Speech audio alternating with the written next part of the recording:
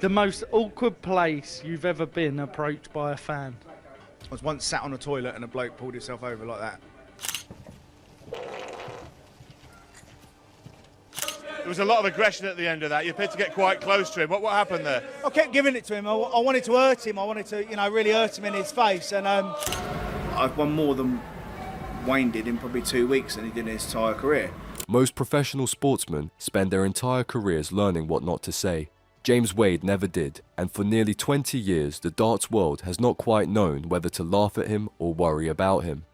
One December night, he stood in front of a Sky Sports camera and admitted out loud that he had wanted to hurt the man he had just beaten. The very next day, he was apologizing, and folded into that apology was a single word, one quiet, clinical word that explains almost everything the rest of the sport finds so hard to handle about him.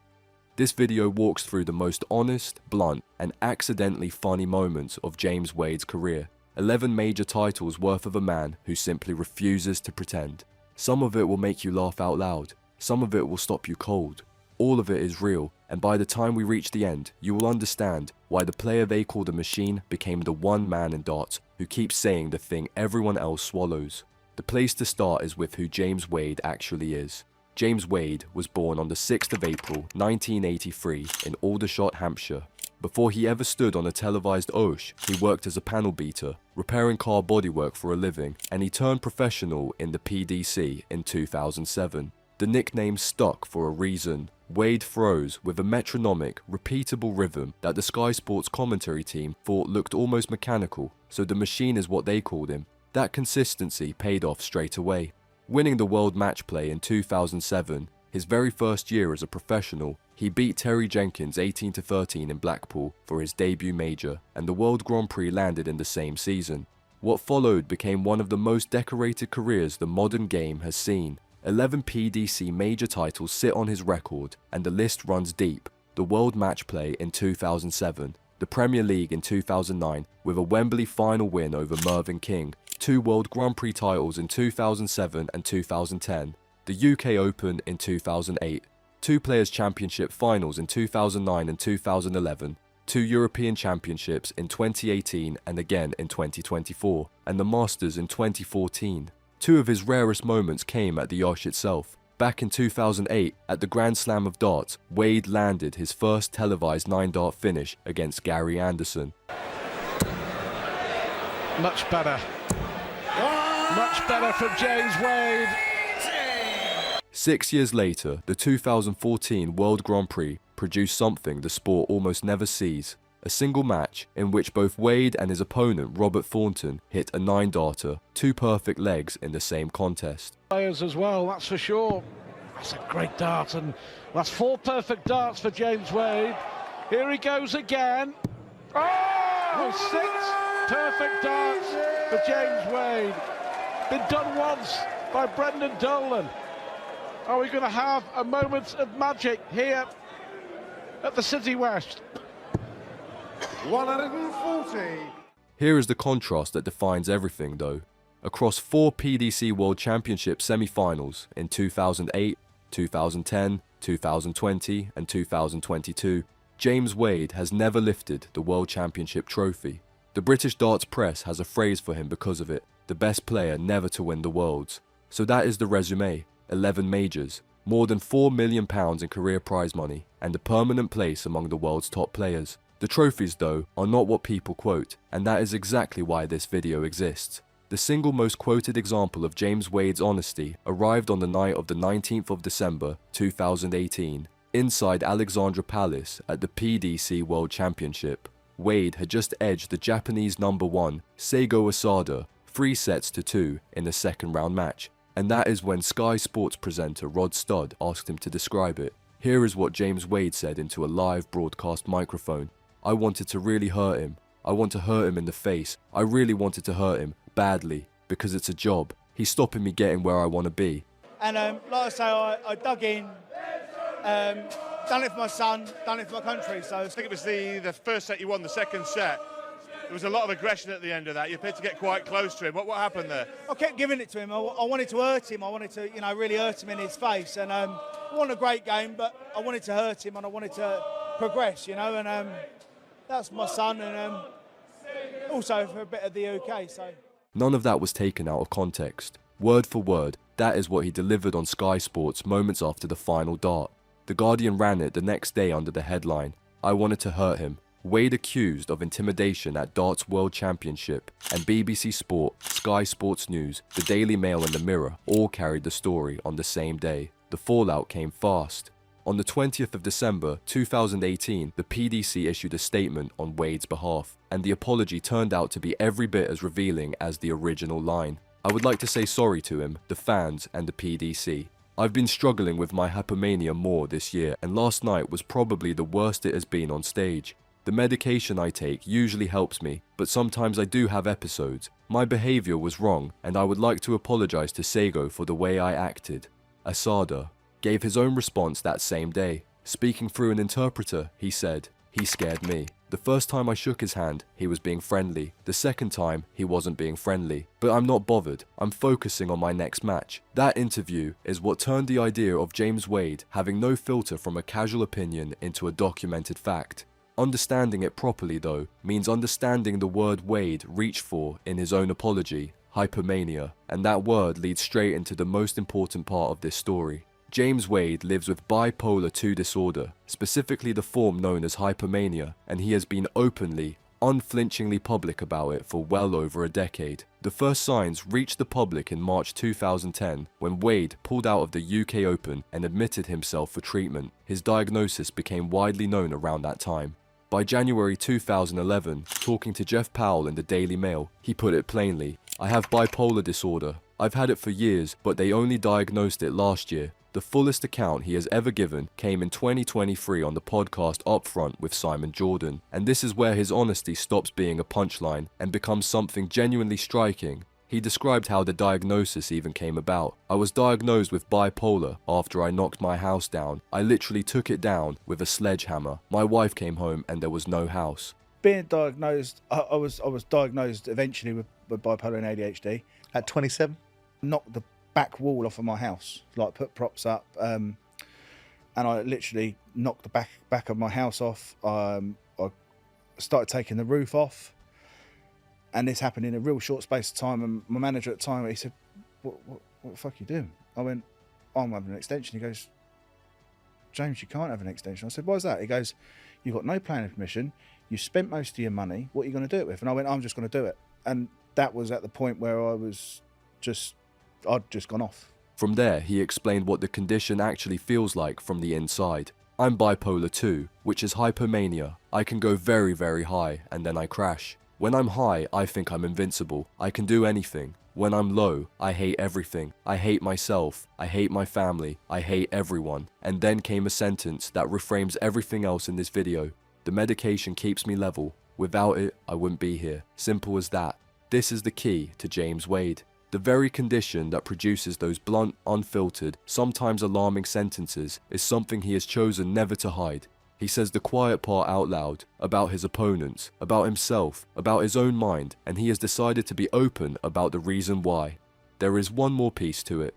In October 2024, moments after winning the European Championship in Dortmund, Wade dedicated the title to his son, and the Sun and the Daily Mirror reported his words on the 27th of October 2024. "My boy Arthur has been diagnosed with bipolar and ADHD. This is for him. If you've got something wrong with you, you can still achieve anything." Now that the source of the honesty is clear, the moments Darts fans actually replay come into focus, because once the shock wears off, James Wade is genuinely repeatedly funny. If one storyline runs through James Wade's unfiltered career, it is his relationship with Sky Sports commentator and former professional Wayne Mardle. The sharpest moment landed at the 2021 and 2022 PDC World Championship. On the 29th of December 2021, Wade dismantled Mervyn King 5-0 in a quarter-final without dropping a single set, and in the post-match interview, he aimed straight at the commentary box. Wayne Mardle wrote me off, like he writes a lot of people off. I love proving him wrong. I've probably won more in 2 weeks than Wayne did in his entire career. Most players, fresh off a 5-0 win, talk about their average or their doubles. Wade instead did the maths on a commentator's trophy cabinet, live on air. That was no one-off. Years later, at the 2025 World Match Play, the feud resurfaced when Wade beat Joe Cullen, and a reporter asked whether he could still win the tournament, and his answer turned Wayne Mardle's name into the punchline: "I'm good enough to win this tournament." If anyone believes any different, I think they're a little bit Wayne Mardle. In the very same breath though, he caught himself and walked it straight back. No, I respect Wayne as well. Wayne's a wonderful person, he's got great knowledge of the game. I think he writes quite a few of the other players off. That little self-correction is James Wade in miniature. He will say the blunt thing, hear it on the way out, and only ever half take it back. The feud ran on the record from 2021 all the way to 2025, which tells you something simple about the man: he does not forget and he does not pretend. Whatever he is thinking, you are going to hear it. This is where the no-filter reputation really earns itself. A run of moments where James Wade simply said the thing out loud. At the 2018 and 2019 World Championship, Wade came through a hostile room against Keegan Brown with the crowd firmly against him. Asked about it afterwards, he neither complained nor pretended it stung. It's a pantomime, enjoy it. People pay to come and watch it. Whether they want me to win or lose, it doesn't bother me. In that same stretch, he offered something you almost never hear from a professional sportsman. It could be deemed when I was on that stage that perhaps I was bullied. The 2021 and 2022 World Championship gave us another one. After beating Mike Hyvenhoven, with the tournament under constant threat of being shut behind closed doors because of COVID, Wade was asked how that prospect weighed on him, and he produced the most Wade answer imaginable. I couldn't really care if it goes behind closed doors. Crowd or no crowd, the difference to him was nothing. Around that same period, asked about majors won during the COVID era, Wade refused to soften it. Pressed on whether some of those winners would have triumphed under normal circumstances, his reply was flat. A lot of events potentially behind closed doors. Does that change the dynamic? You're playing with a crowd obviously at the moment. Does that change the dynamic? Yeah, of course. Approach? You've only got to see some of the winners that have won major tournaments, and would they have won it under normal circumstances? No, not a chance. The standard that has been over tournaments, it wouldn't have happened. No, not a chance. In his view, it simply would not have happened. His own ambition gets the same blunt treatment. At the Grand Slam of darts, he called himself the world's worst loser, then added in the same breath that the most frustrating part of losing was never the other player. It was knowing one thing: I know I can still win. I'm probably the world's worst loser, and it's not because people play better than me or people play worse than me or I play bad or I play well. The most frustrating thing in the world is because I know I can still win. The Premier League draws a similar honesty out of him. That event is the showcase most players are desperate to make. Yet Wade said missing out would be a terrible shame before adding, "We'll be in that. If I'm not in it, it'll be a terrible shame." But no, I've got to word it in the right way. My time's better off spent with my family, and I wouldn't be that disappointed if I wasn't in it. And I don't think I will be, to be fair. My time's better off spent with my family. I wouldn't be that disappointed if I wasn't in it. He turns the same honesty inward too. During a difficult run of form in early 2025, sitting down with Sky Sports, Wade made no excuses at all. I feel like I've let myself down, being where I've been, in the positions I've put myself in. I feel like I've let myself down, being in the positions I've put myself. The pattern is unmistakable. A crowd turns against him and it does not register. The Premier League leaves him out and he shrugs it off. When he plays badly, he says so without flinching, and when a commentator writes him off, he files it away and never lets it go. No version of James Wade ever hands you the safe, media-trained answer. The no-filter honesty is not only blunt, it can also be deeply emotional. And when James Wade feels something, every bit of it shows. Oh, it's when I got given like an honour to wear like the armband for Elizabeth. I was like really made up, and then when we went on stage, it was like really, really tight. September 2022 brought one such moment at the World Series of Darts finals, only weeks after the death of Queen Elizabeth II. In a post-match interview, Wade spoke openly about playing that night, while carrying the emotion of remembering her, and it was the same unguarded honesty as ever, simply pointed inward instead of outward, a player telling you precisely what was running through his head as he threw. The most recent example is also one of the best. On the 26th of July 2025, at the World Match Play, Wade faced Johnny Clayton in a semi-final at the Blackpool Winter Gardens and trailed 9-4 before clawing his way back to win 17-15. Visibly shaking in the post-match interview with Sky Sports presenter Emma Payton, he said, "I'm finished. I'm absolutely finished. I shouldn't be here. I was 9-4 down and I just didn't give in. There was no spin in that." I am genuinely, absolutely bamboozled after that. Are you going to be able to find the energy for tomorrow? What are you going to do? What do you reckon after that performance? I believe you can. Well, there you go then. I will try my very best and we'll see what we'll see. Thank you very much. No rehearsed line about belief and momentum, just a man who genuinely could not process what he had done, describing it exactly as it felt. That is the full range of him. One night, he tells you he wanted to hurt an opponent. Another night, he praises a commentator's knowledge of the game and then weaponizes that same commentator's name as an insult.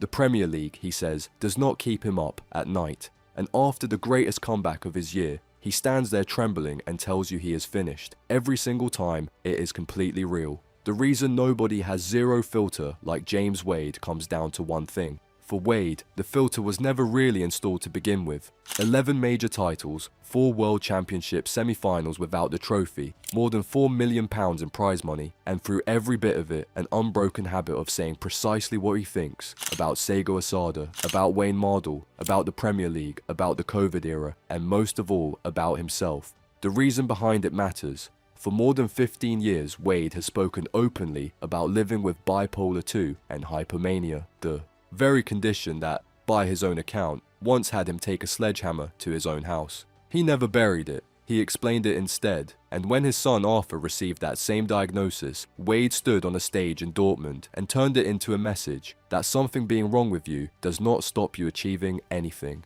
That is the real story underneath the funny moments, the bluntness, the deadpan delivery, the lines that make darts fans laugh. All of it traces back to a man who decided long ago that he was not going to pretend. Whether he is telling you he wanted to hurt someone or telling you he is finished after the best win of his year, James Wade keeps doing the one thing the rest of the sport so rarely does. He tells you the truth.